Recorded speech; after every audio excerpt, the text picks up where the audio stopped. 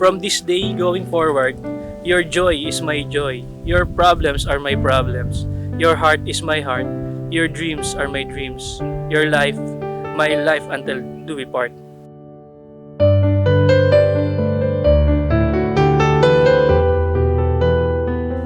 I can't promise to be perfect, but I will strive hard to be me.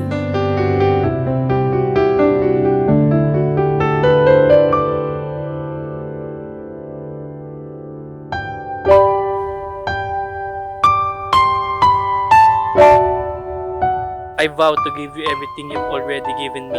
Unconditional love, support, patience, kindness, and willingness to listen for the rest of our lives.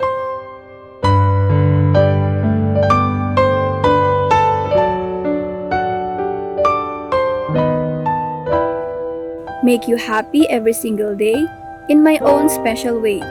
Promise to love you day by day.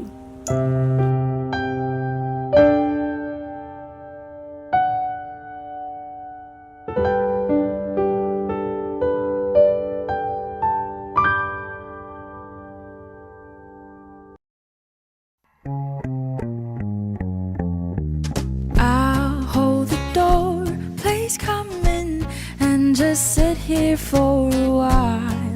This is my way of telling you I need you in my life. It's so cold without your touch. Una kami nagkita sa pamantasan ng Kabuyao nung kami college. Way back 2015. Yung araw na yun, yung pinakaunang beses na nasulipan ko sa mata ko, hindi ko makakalimutan yun. Nakakulay pink siya, tapos naka-skirt na itim kasi alam ko corporate day yun. I know it could happen, 'cause you know that I've been feeling you. Kung magiging pagkain si Mahal, gusto kong maging siya, ginataang langka. Kasi favorite ko yun eh. Pag galit, tinatawag ko siya sa pangalan niya, Mark Hill. Pero minsan, kapag galit ako, at tingin ko pa lang alam niya na nagalit ako. Gagalit ako sa kanya. Parang gano'n. Maybe you could save me. Pero ito lang background lang. Nung niligawan ko siya nung una, lagi niyang sinasabi sa akin na hindi ako materialistic na tao. Pero nung pagtagal, nung tumagal-tagal na kami, unti-unti ko nang nare-realize na tuwing magagalit siya, lagi ako nakakarinig sa kanya ng one thing. Ito so okay lang na. Kasi kaya ko namang i-provide sa kanya kasi yun ang pagkakamahal. Ang pagkakatulad namin ni Mark, pareho kami mapagmahal sa pamilya. Talagang family first. And then, mahilig kaming magpunta kung saan-saan. Halimbawa, mag-ride kami. Kasi nagmamotor kami. So, mahilig kami magpunta sa iba't ibang simbahan. Sa Batangas, para napuntahan na namin ng mga simbahan sa Batangas. 'Cause I've been thinking about you lately. Maybe you could save me. Lagi na tayong mananalig kay Lord kasi sinisigurado ko na si Lord yung magiging sentro ng bubuuin nating pamilya. Kahit anong mangyari, hindi kita iiwan. Hanggang sa huli, mahal na mahal kita.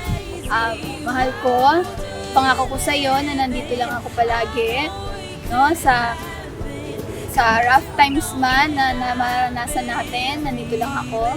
Sa masasaya din, no, hindi kita iiwan.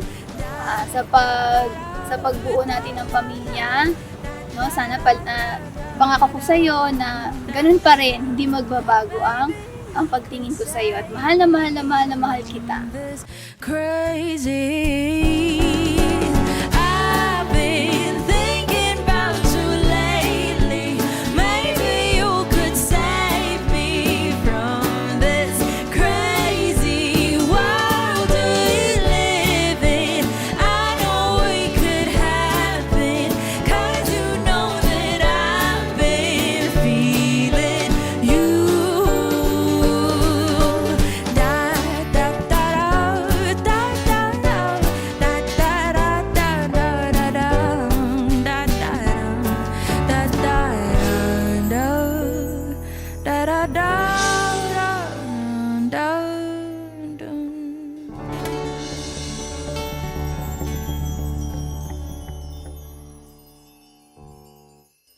'cause I've been thinking about you lately.